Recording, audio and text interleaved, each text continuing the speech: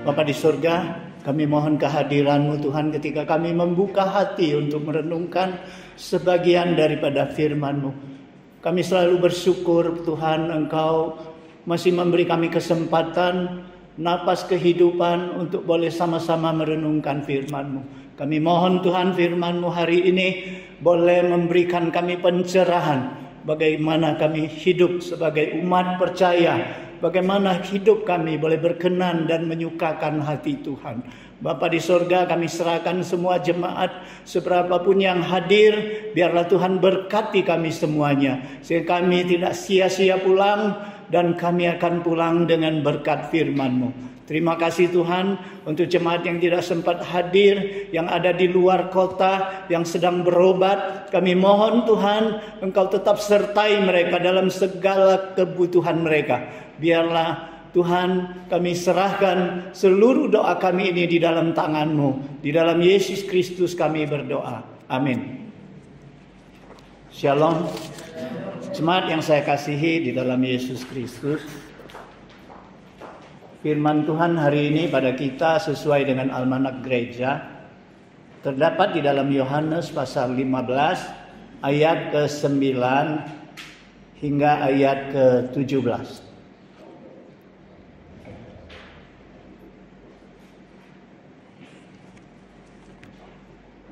Nanti kita ada tambahan satu ayat lagi, yaitu Yohanes pasal 13 ayat 34 dan 35. Yohanes pasal 15 ayat 9 hingga ayat ke-17. Bila sudah mendapatkan, mari kita baca dengan cara bersaut-sautan. Seperti Bapa telah mengasihi aku, demikianlah juga aku telah mengasihi kamu. Tinggallah di dalam kasihku itu. Jika kamu diberikan kamu akan tinggal di dalam kasihku, seperti aku diberikan Bapa-Ku tinggal di dalam kasihnya. Semuanya itu kukatakan kepadamu supaya sukacitaku ada di dalam kamu dan sukacitamu menjadi penuh. Inilah perintahku, yaitu supaya kamu saling mengasihi, seperti aku telah mengasihi kamu. Tidak ada kasih yang lebih besar daripada kasih seorang yang memberikan nyawanya untuk sahabat-sahabatnya. Kamu adalah sahabatku jika kamu membuat apa yang diperintahkan kepadamu. Aku tidak menyebut kamu lagi hamba, sebab hamba tidak tahu apa yang diperbuat oleh tuannya. Tetapi aku menyebut kamu sahabat, karena aku telah memberitahukan kepada kamu segala sesuatu yang telah kudengar dari Bapa-Ku.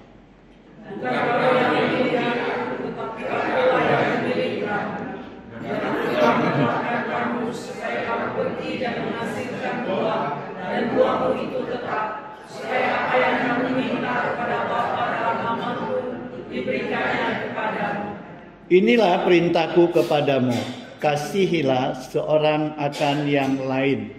Kita membaca kembali Yohanes pasal 13 ayat 34 dan 35.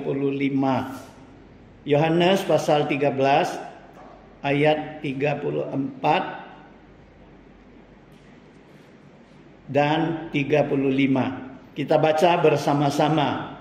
Aku memberikan perintah baru kepada kamu, yaitu supaya kamu saling mengasihi, sama seperti aku telah mengasihi kamu. Demikian pula kamu harus saling mengasihi. Dengan demikian semua orang akan tahu bahwa kamu adalah murid-muridku, yaitu jikalau kamu saling mengasihi. Jemaat yang saya kasihi di dalam Yesus Kristus, perikop kita hari ini berbicara tentang kasih. Oleh sebab itu saya memberikan tema buah kasih yang tetap.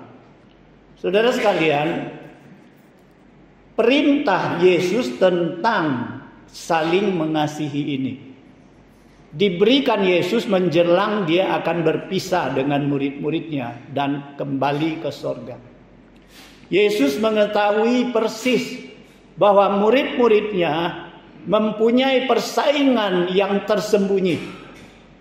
Mereka tidak kompak.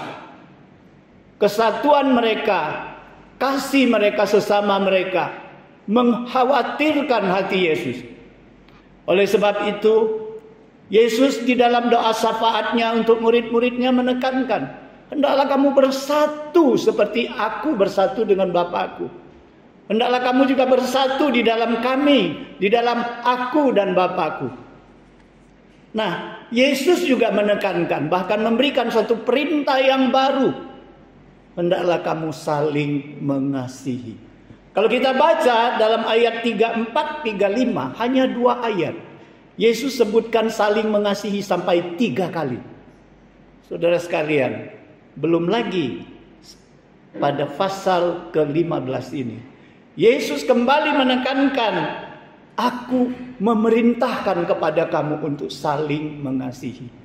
Jadi saling mengasihi bukan lagi merupakan satu semboyan, tetapi merupakan perintah Tuhan kepada umatnya, kepada muridnya khususnya pada saat itu yang mau dia tinggalkan. Karena ada misi yang belum diselesaikan Tuhan, yang harus mereka lanjutkan di kemudian hari. Nah, saudara sekalian, tujuan Yesus untuk supaya mereka saling mengasihi itu apa? Kalau di pasal 13 mengatakan, Yohanes menulis, supaya dengan kalian mengasihi sama sesama, orang akan melihat kalian adalah murid-muridku. Untuk menampakkan kita murid Tuhan, kita harus saling mengasihi. Jadi kalau tidak saling mengasihi, jangan kita anggap bahwa orang akan menganggap kita murid-murid Tuhan. Tetapi di dalam penekanan pasal ke-15, Yesus lebih jauh menjabarkan saling mengasihi ini. Apa tujuan supaya kalian menurut perintahku untuk saling mengasihi? Adalah untuk menghasilkan buah, dan buahmu itu tetap. Saudara sekalian, ketika saya mempersiapkan khotbah ini, saya berpikir, kenapa Tuhan mau katakan buahmu tetap? Kalau Tuhan menganjurkan supaya kalian menghasilkan buah, mungkin sudah cukup ya. Tetapi kenapa Tuhan tambah lagi agar buahmu itu tetap? Jadi saya terpikir, waktu tahun 98 kami berobat ginjal mami kami. 3 tahun hampir kami di Jakarta. Nah, waktu itu tinggal di Taman Ratu. Di rumah lantai 2 di terasnya, kami tanam sebatang pohon jeruk nipis. Tanamnya di pot yang besar, tahulah ya, di atas dak. Ya besarnya terbatas juga. Nah, pertama kali jeruk nipis ini berbuah 30-an biji, padahal tingginya hanya 1,5 meteran. Wah, bukan main senangnya. Buahnya besar-besar, mulus-mulus. Tapi setelah itu, pohon jeruk ini tidak pernah lagi berbuah. Walaupun akarnya sudah saya potongin sebagian, dan tanah di sampingnya sudah saya ganti lagi tanah dari pagar alam, tanah yang subur, tetap tidak menghasilkan buah. Inilah buah yang tidak tetap. Saudara sekalian, kemudian di pagar alam, di dak kami itu ada pohon sirsak. Pertama, pohon sirsak ini mengesalkan, karena dari tahun ke tahun kalau sudah berbunga nanti dia gugur. Nggak jadi buah. Udah kesal. Ya, sudah berusaha dipupui, di ini, di itu, pokoknya dikerjakan. Sudah hampir saya cabut itu pohon sirsak. Tetapi tiba-tiba mungkin dia takut, dia berbuah. Wah, begitu menyenangkan hati. Buahnya besar-besar. Nah, berjalan beberapa tahun, buahnya dari besar mulai nanti ngecil. Saudara sekalian, akhirnya sekarang Hansen bilang, Pak, buat ini pohon sirsak tuh nggak berbuah lagi karena apa? Bunganya gugur terus, nggak jadi buah.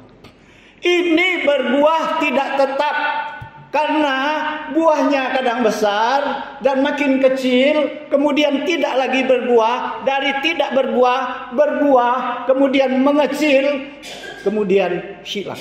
Inilah buah yang tidak tetap. Kami juga tanam pohon buah naga.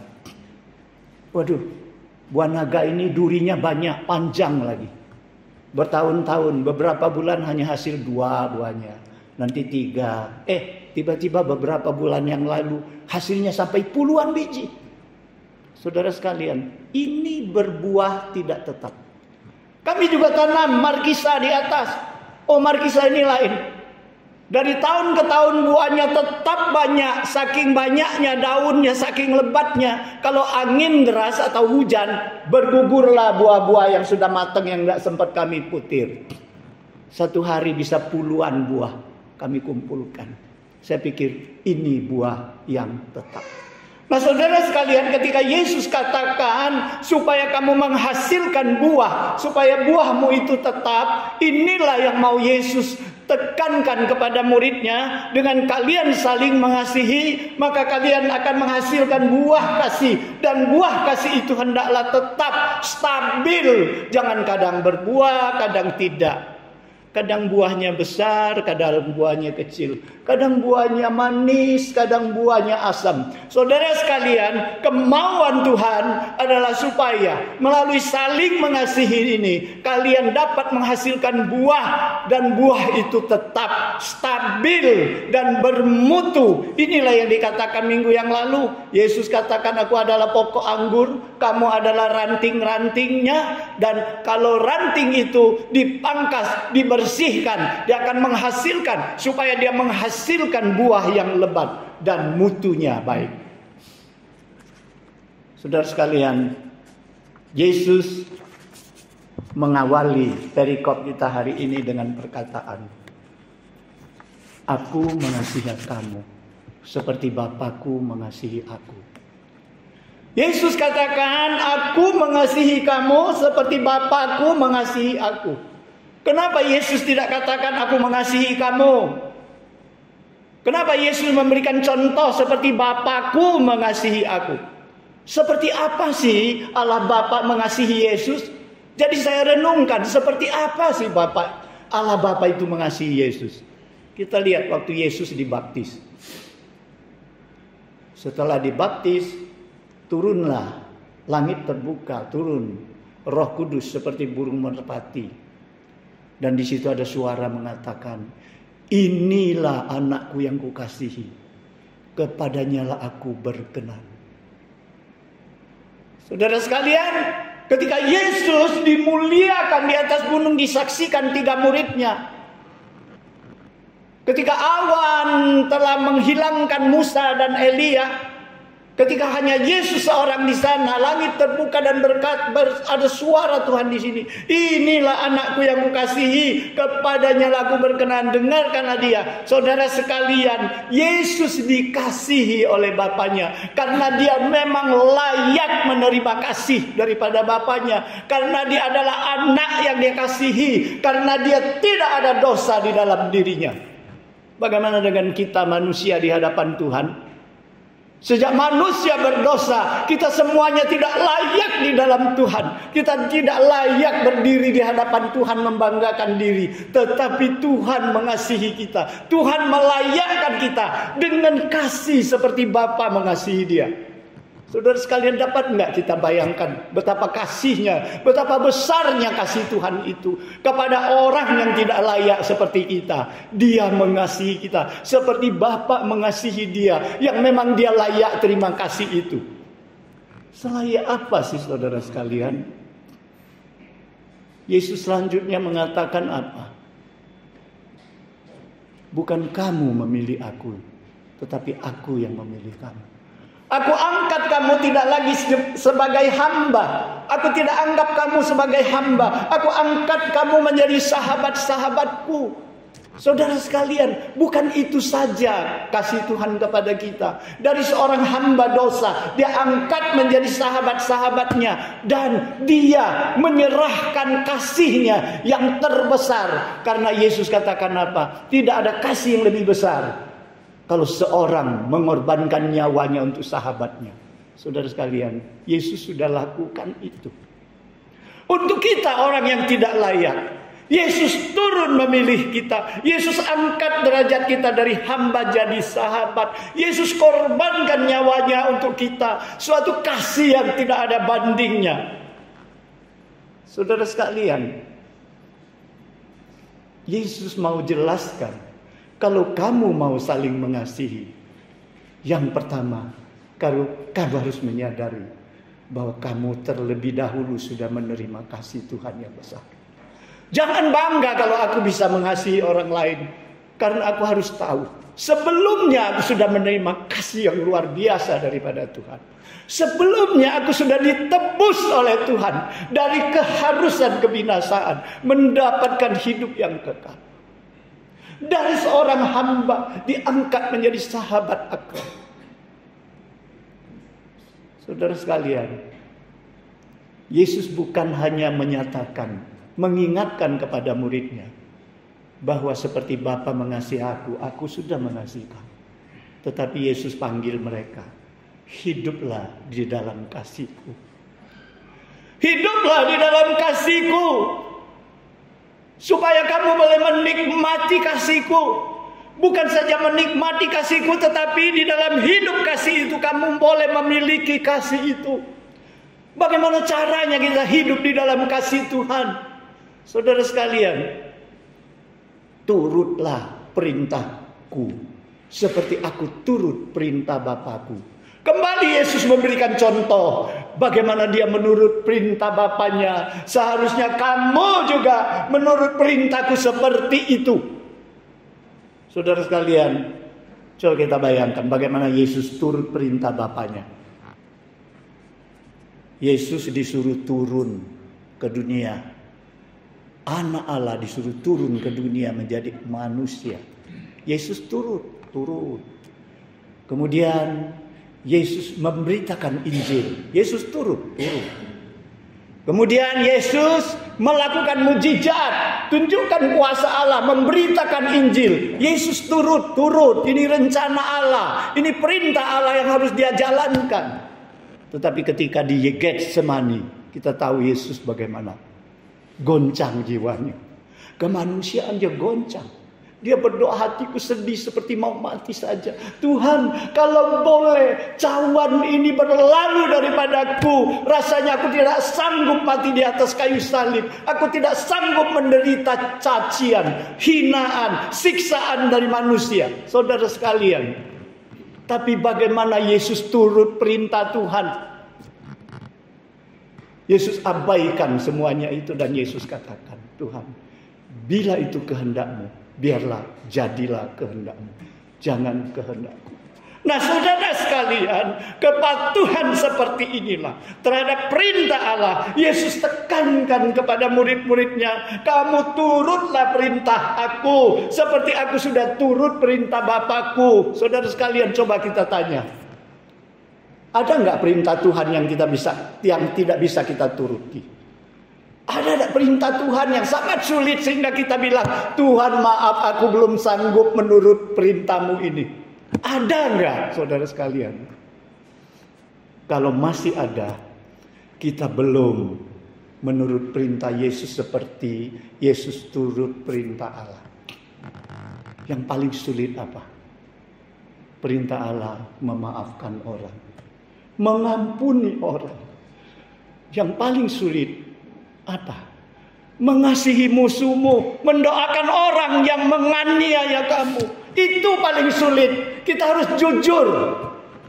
Perintah yang lain, rajin berdoa bisa kita, rajin baca Alkitab bisa. Tapi selalu masalah itu membuat kita sulit menurut perintah Tuhan. Saudara sekalian, hari ini Yesus katakan, kamu mau hidup di dalam kasih-Ku, kamu mau menikmati kasih-Ku, kamu mau memiliki kasih-Ku yang sempurna itu, kamu harus mampu turut perintah-Ku seperti Aku turut perintah Bapa-Ku yang di sorga. Saudara sekalian, Yesus bukan saja suruh muridnya hidup di dalamnya, menikmati kasih-Nya, memiliki kasih-Nya, tetapi Yesus juga suruh mereka keluar. Kamu jangan nikmati sendiri, kamu jangan menerima dan memiliki sendiri, tetapi kamu harus keluar. Yesus katakan, bukan kamu yang memilih Aku terlebih dahulu, tetapi Aku yang memilih kamu terlebih dahulu. Saudara sekalian, kita selalu ada perdebatan di masalah ini. Di dalam sel group ada yang mengatakan kita yang mencari Tuhan dulu, baru Tuhan cari kita. Ada yang mengatakan Tuhan yang mencari kita dulu, baru kita mencari Tuhan. Saudara sekalian, saya merenungkan firman Tuhan ini, saya mau menjelaskan juga. Saya sulit menjelaskannya. Yang mana yang dulu, yang mana belakangan. Tapi saudara sekalian, puji Tuhan. Karena saya pikir, yang dulu itu waktu asal manusia diciptakan. Nggak ada yang lebih dulu dari itu. Ketika manusia diciptakan, ketika manusia mengecewakan hati Tuhan, ketika manusia jatuh di dalam dosa, apa pilihan Tuhan? Tuhan mengatakan kepada iblis, si ular itu, keturunan wanita ini akan menghancurkan kepalamu. Di situ Tuhan sudah merencanakan suatu pilihan bahwa satu hari Dia akan mengutus anaknya lahir di dunia ini, memecahkan semua kuasa iblis. Karena apa? Karena Dia mengasihi manusia ciptaannya. Tuhan sudah memilih jalan itu terlebih dahulu. Tuhan sudah memilih jalan untuk menyelamatkan manusia. Dan Tuhan memang datang. Tuhan memang selesaikan karya keselamatan di atas kayu salib. Sekarang giliran kita. Kita mau pilih Tuhan atau menolak Tuhan. Itulah keselamatan. Jadi jangan katakan kalau Tuhan pilih aku pasti selamat. Pilihan ada di tangan kita juga. Tuhan tidak memaksa engkau memilih Dia. Tetapi Tuhan sudah memilih engkau. Menyediakan keselamatan untuk engkau. Bagaimana engkau pilih? Pilih atau menolak? Saudara sekalian, Yesus ingin kita memilih keselamatan. Yesus ingin hidup kita di dalam kasih-Nya.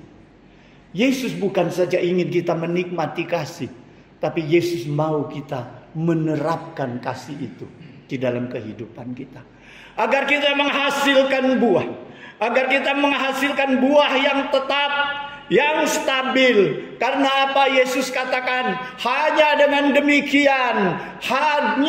demikian ada damai sejahteraku di dalam hatimu, ada sukacita di dalam hatimu, dan sukacitamu itu akan penuh. Saudara sekalian, bagaimana kalau kita bermusuhan dengan orang? Ada nggak sukacita? Nggak ada. Sekeras apapun hati kita, setegar apapun kita terhadap permusuhan, tetap kalau kita ada bermasalah dengan orang, damai itu berkurang di dalam hati kita. Sukacita itu akan hilang di dalam hati kita. Yesus hari ini mengajarkan, dapatkan sukacita Tuhan yang penuh dengan mengasihi, dengan melepaskan kasih Tuhan. Karena di dalam kasih Tuhan yang sempurna itu akan ada damai di dalam hatimu. Saudara sekalian, satu kali Ibu Teresa membagikan pengalamannya. Kita tahu Ibu Teresa ini ibu yang sangat tenar, karena dia memberikan seluruh hidupnya, seluruh kasihnya ke India, ke daerah miskin Kalkuta. Di situ dia mengasihi mereka. Saudara sekalian, dia membagikan pengalamannya. Satu hari dia katakan dia kunjungi sebuah panti jompo. Dan panti jompo ini tergolong panti jompo yang mampu. Yang berkecukupan. Karena apa? Donaturnya banyak. Jadi orang-orang tua yang di panti jompo itu tidak pernah kekurangan. Makan cukup, pakaian cukup, bahkan kesenangan, fasilitas mereka cukup. Satu hari dia kunjungi panti jompo ini, dia lihat bahwa orang-orang tua ini sedang berkumpul dalam satu ruangan. Ternyata mereka nonton bareng. Ya, tadi dengar kan pengumuman P3M nobar minggu depan, Sabtu depan. Begitulah mereka nonton bareng di situ. Ya, film yang ditayangkan menarik karena apa? Memang untuk orang usia tua. Tapi Ibu Teresa ini melihat satu keanehan. Dia lihat mata orang-orang tua ini. Sebentar-sebentar dia ke pintu. Sebentar-sebentar lihat ke pintu. Hampir semua orang tua seperti itu. Mereka seolah-olah tidak memperhatikan film itu. Mereka sebentar-sebentar lihat ke pintu masuk. Saudara sekalian, dia heran. Dia tanya dengan pengasuh panti jompo itu. Kenapa terjadi seperti ini? Keterangan pengasuh itu begini. Orang-orang tua ini setiap hari mengharapkan kalau ada anggota keluarga mereka datang membesuk mereka. Kalau ada anak cucu menantu mereka yang mau datang memperhatikan mereka. Saudara sekalian, Ibu Teresa pulang, dia menulis tulisan. Setiap manusia, besar, kecil, tua, muda, membutuhkan perhatian. Saudara sekalian, kasih harus memberikan perhatian. Betapa banyak antara kita butuh perhatian, kita harus jujur. Sebagai suami butuh perhatian istri. Bagaimana kalau istri tidak punya perhatian dengan suami? Sedang pacaran, butuh perhatian dari pasangannya. Bagaimana kalau tidak diperhatikan? Sebagai anak-anak butuh perhatian orang tua. Apa jadinya kalau kehilangan perhatian? Bayi pun butuh perhatian. Coba bayi yang rewel, digendong, mantap dia.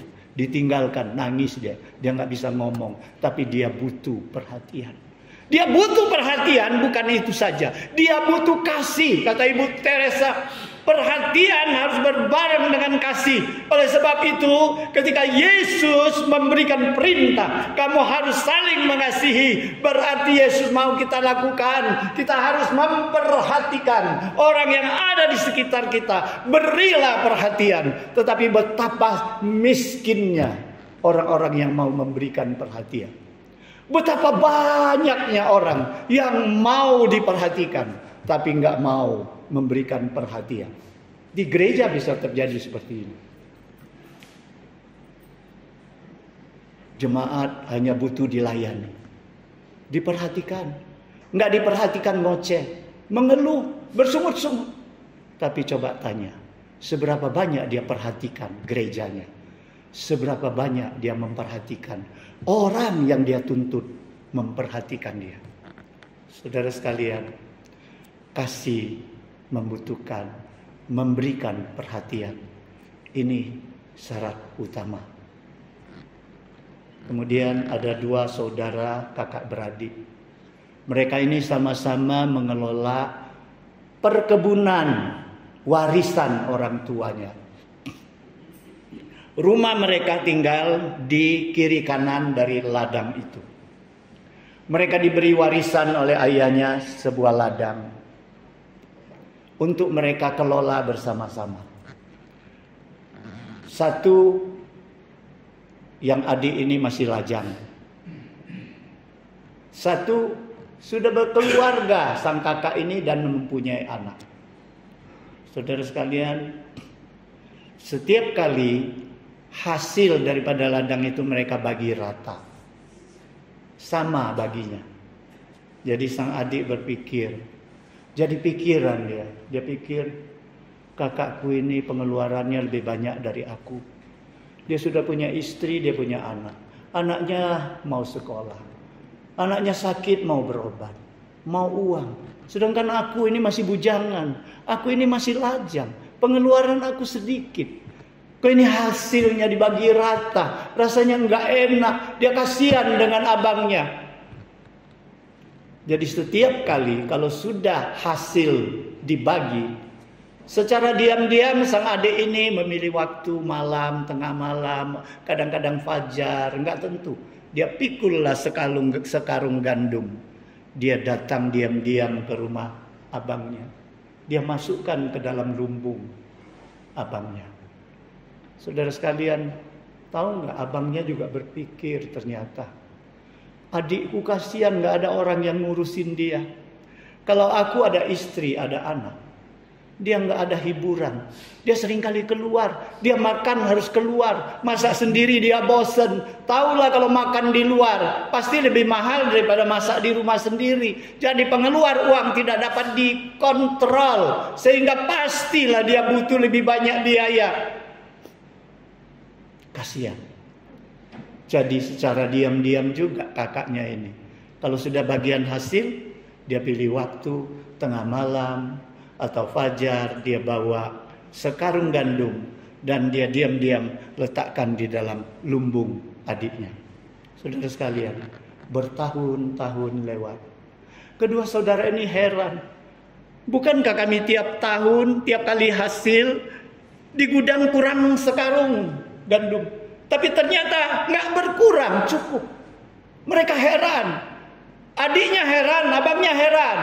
Pada suatu malam ketika kebetulan mereka pilih waktu yang bersamaan. Yang ini nganter gandum, yang ini nganter gandum. Ketemulah di tengah-tengah ladang. Mereka baru tahu apa sebabnya gandum yang di gudang tidak berkurang. Mereka tidak bisa ngomong pada saat itu. Mereka lemparkan gandum yang di pikulan. Mereka berpelukan.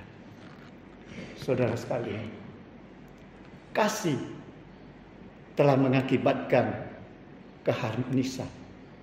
Saudara sekalian, kasih harus saling melakukan. Di sini kenapa Yesus katakan kamu harus saling mengasihi? Karena Yesus menuntut kepada orang-orang percaya. Yesus menuntut kepada murid-muridnya. Jangan menuntut sepihak saja kasih dan perhatian. Tetapi kamu harus saling memperhatikan. Saling mengasihi. Kasih itu adalah saling. Saudara sekalian, apakah kita sudah melakukan seperti itu? Lakukanlah. Maka itu ada kekuatan di dalam kasih itu. Saudara sekalian, ada seorang pengusaha yang sangat kaya. Dia datang kepada pendeta, dia bersungut-sungut, dia bilang, "Pendeta, kenapa sih orang bilang saya ini pelit? Saya enggak pelit kok, saya udah berjanji dengan diri saya sendiri. Kalau saya mati nanti semua harta saya berikan semua ke gereja. Kok banyak orang mengatakan saya pelit?" Pendeta ini sulit juga ya menjawab langsung. Langsung pendeta ini memberikan sebuah cerita. Dia bilang, ada seekor babi ketemu dengan seekor sapi. Kemudian babi ini berkata kepada sapi, "Sapi, kenapa sih orang lebih menyukai kamu daripada aku?" Ya. Padahal aku sudah berikan seluruh dari diriku kepada mereka. Dagingku bisa dibuat saksang, bisa dibuat apa saja makanan-makanan yang enak. Kakiku dipotong-potong, dibikin makanan. Seluruh hidupku sudah kuberikan. Kamu juga berikan. Aku tahu, kata babi ini. Kamu berikan susu murni kepada mereka. Kamu juga bisa membantu mereka mengangkat beban yang berat dan membantu mereka menggarap sawah dan ladang. Tapi kan kita sama. Kenapa kamu dipuji, kamu disukai, aku tidak? Saudara sekalian, sapi ini langsung jawab. Saya pikir begini, kalau kamu berikan waktu kamu sudah mati, aku berikan waktu aku masih hidup. Ya, walaupun aku hidup, aku mati, aku memberikan manfaat. Saudara sekalian, ilustrasi ini mengajarkan kita bahwa kasih itu jangan ditunda. Selagi kita masih diberikan napas hidup oleh Tuhan, lakukanlah perintah Tuhan, saling mengasihi. Jangan bilang nanti, tunggu aku mati dulu. Nanti, setiap kali kita mengabaikan kesempatan untuk berbuat kasih, kita tidak akan pernah berbuat kasih lagi. Ingat, kasih harus dibuat sekarang juga. Saat ini juga, waktu Tuhan masih memberikan kita kehidupan. Saudara sekalian, akhirnya saya rangkum apa yang dikhotbahkan hari ini. Setiap orang yang ingin saling mengasihi, dia harus terlebih dahulu menyadari bahwa dia sudah terima kasih yang besar daripada Tuhan. Tuhan sudah mengangkat derajatnya. Tapi Tuhan bukan saja sekedar menyadari kasih yang sempurna, tetapi Tuhan mau kita menerima kasih itu dan melakukannya. Bukan saja nikmat sendiri, tapi kita harus lakukan itu. Saudara sekalian, kita harus hasilkan buah. Setelah memiliki kasih yang sempurna dari Yesus, kita pun harus keluar untuk menetapkan, menerapkan dan membagikan kasih itu melalui saling mengasihi, sehingga menghasilkan buah-buah kasih yang tetap, sehingga ada sukacita yang penuh di dalam hati kita. Kemudian yang terakhir, melalui kasih yang kita pertunjukkan, bukan saja nama Tuhan dimuliakan, bukan saja kita dikenal orang sebagai murid Yesus, tetapi buah kasih kita itu akan dinikmati banyak orang. Jadi, kasih kita itu akan dinikmati orang. Inilah yang mau Yesus katakan dalam firman Tuhan hari ini. Semoga firman Tuhan memberi kita pencerahan, sehingga gereja ini penuh dengan kasih Tuhan, sehingga kita dapat saling mengasihi, saling bersatu di dalam memajukan pekerjaan gereja Tuhan, sehingga nama Tuhan dimuliakan, kita dikenal sebagai murid-muridnya, dan banyak orang boleh menikmati buah kasih kita.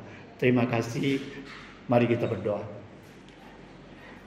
Kami bersyukur kepada Tuhan, kepadamu Tuhan, dan kami mohon Tuhan, Engkau mengampuni segala kesalahan yang kami lakukan selama ini, di mana kami kurang melakukan perintah-Mu yang baru ini. Biarlah Tuhan, Engkau memberi kami suatu tekad yang baru. Mampukan kami melalui pertolongan Roh Kudus-Mu, agar kami boleh menerapkan saling mengasihi ini, sehingga nama-Mu boleh dimuliakan. Dan kasih yang kami hasilkan itu merupakan buah yang dapat dinikmati banyak orang. Terima kasih Tuhan, inilah kerinduan kami. Di dalam Yesus Kristus kami berdoa. Amin.